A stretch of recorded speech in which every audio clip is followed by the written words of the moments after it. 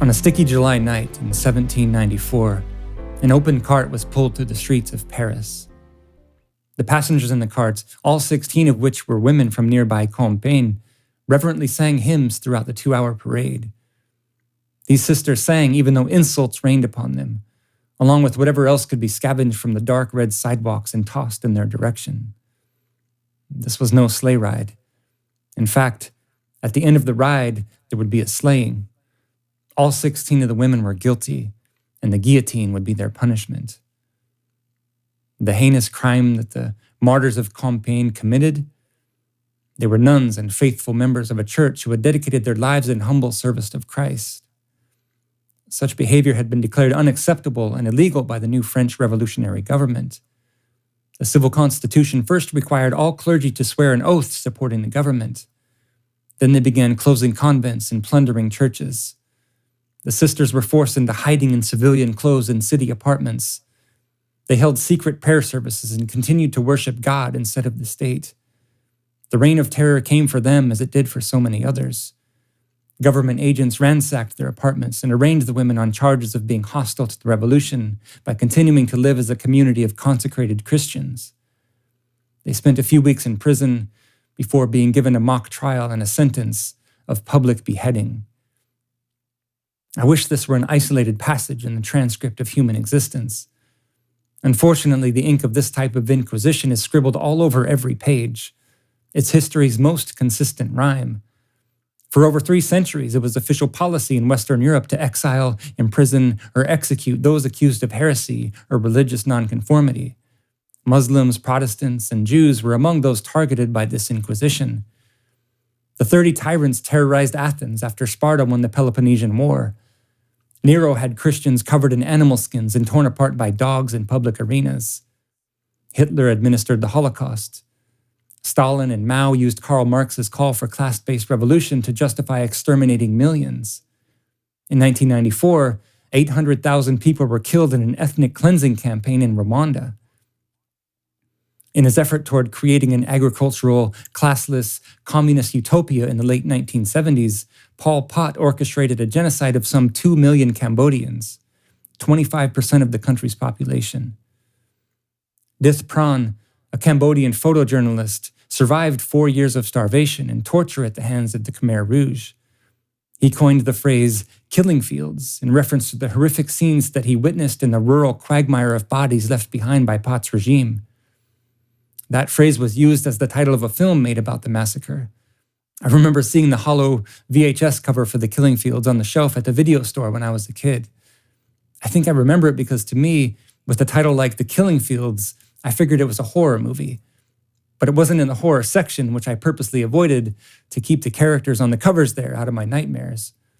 I'd just be perusing the drama section for movies like The Karate Kid or Rocky IV, and there would be this ominous black and yellow box with its haunting title always bedeviling my browsing. Well, seeing the movie as an adult, it might as well be a horror movie. The problem is, it's not fictional. And as hard as it is to watch, it doesn't even begin to convey the sheer horror of what happened. I won't detail the debauchery. It's well documented elsewhere if you have the stomach for it.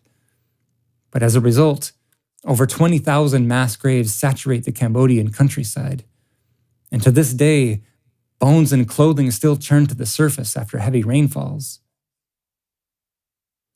The lurid, agrarian landscape of the killing fields in Cambodia brings to mind an old parable, and the brutality of the last century brings its solemn moral through the ages into our own.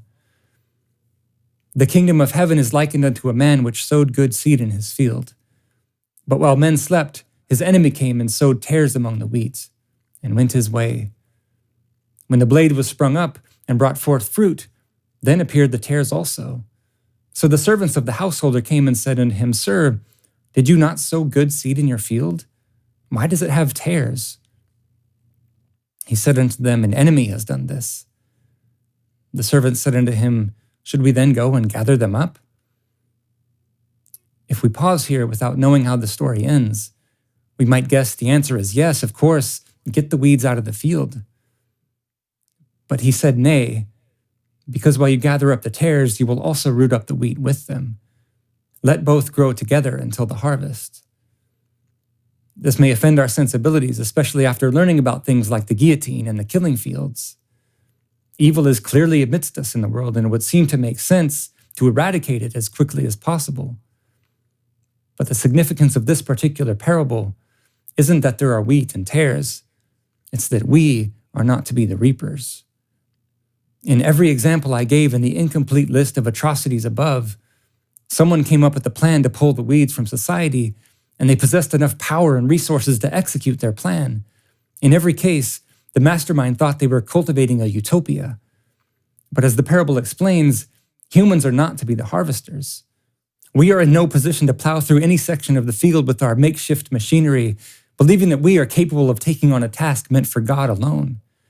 Believing that we are the only spotless species in the field, oblivious to the facts, like a profusion of Pol Pots calling the kettle black. This is the problem of placing Satan. We've correctly recognized that evil exists in the world. There are indeed tares in the field. But so often we've made the incorrect diagnosis that it only exists in other people. Add to that incorrect diagnosis the misguided prescription that scapegoating said group will not only solve all of society's problems, but will cure the nagging notion that all is not right within oneself. From there, it's always the same eliminationist tactics from genocidal inquisitors. Exonerate and exalt one particular group, that just happens to be their own, as perfect victims that have never done any wrong.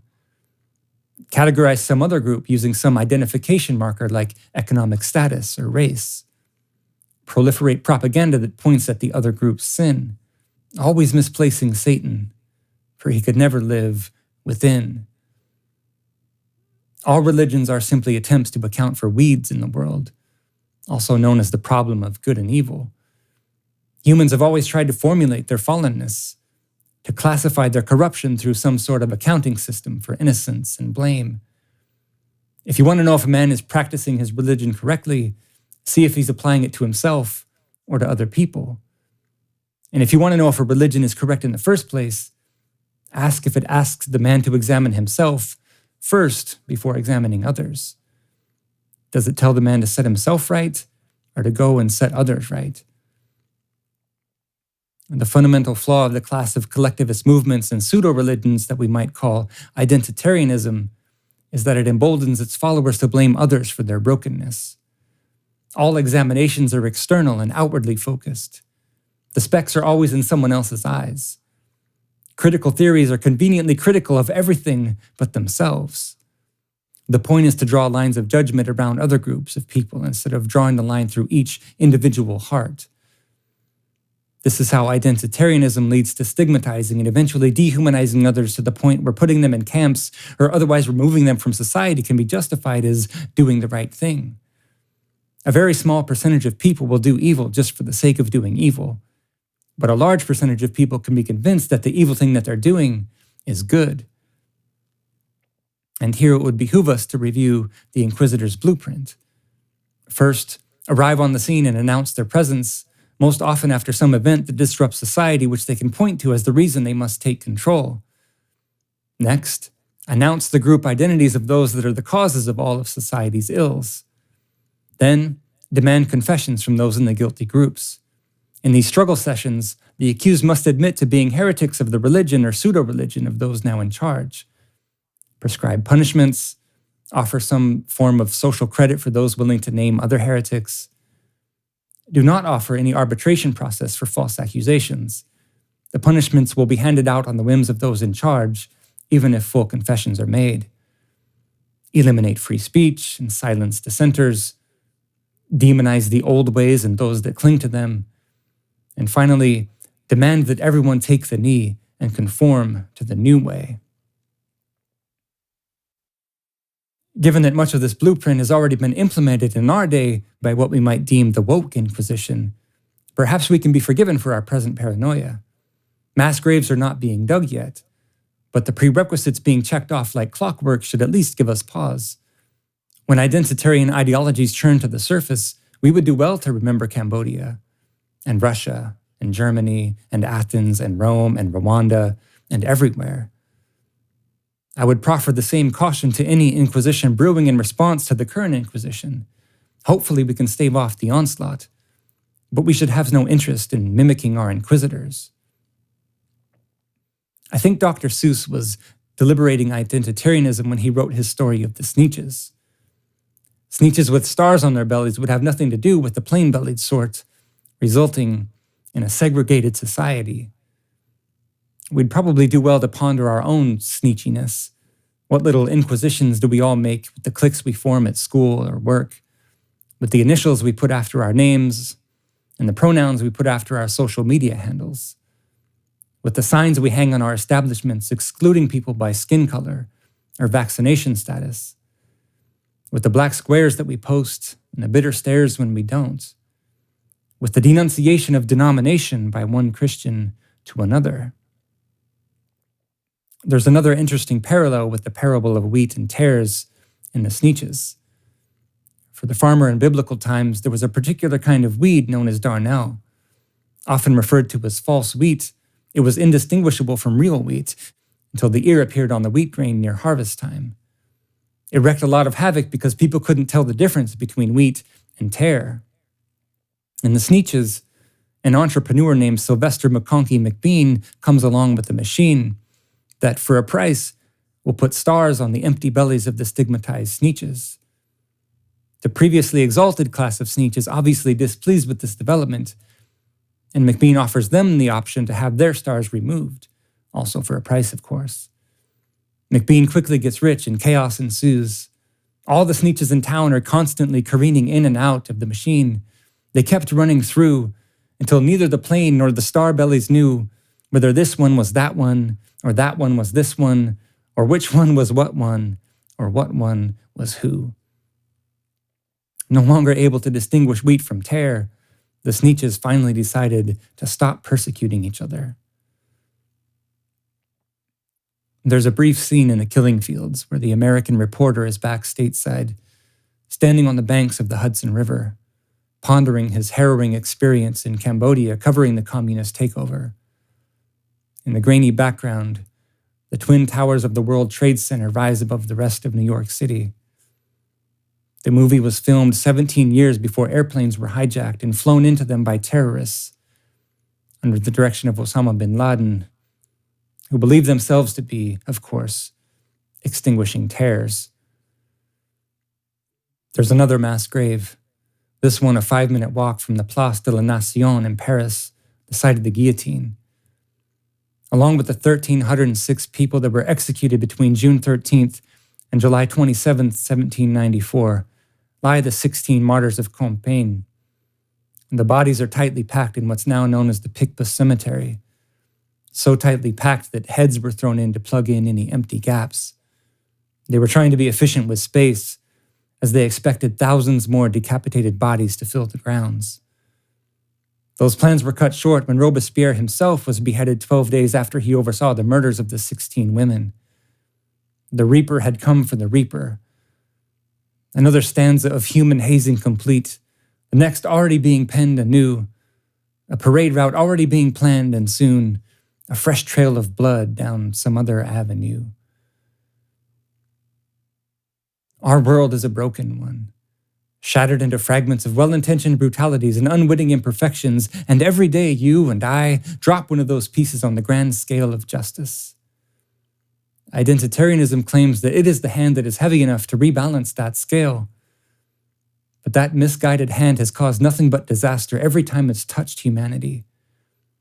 It's the curse of caste systems, the fuel of feudalism, the scourge of slavery, the corruption of the clan, the dark heart of tribal warfare, the revolting culture of bloody cultural revolutions. Its fruits are division, anger, resentment, contention, and ultimately some form of ethnic cleansing. It encourages people to see the worst in others and believe themselves to be unspotted.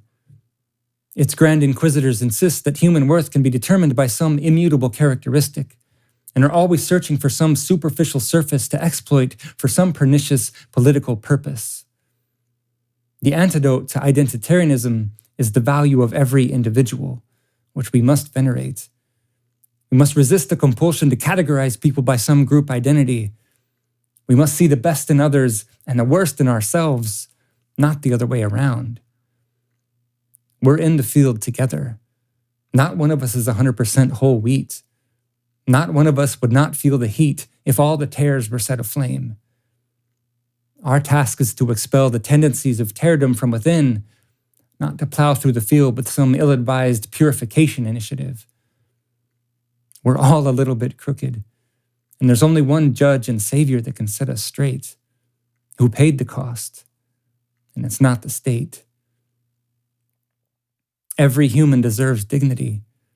We're all made in the same image of a loving Creator, given the same edict to love our neighbor.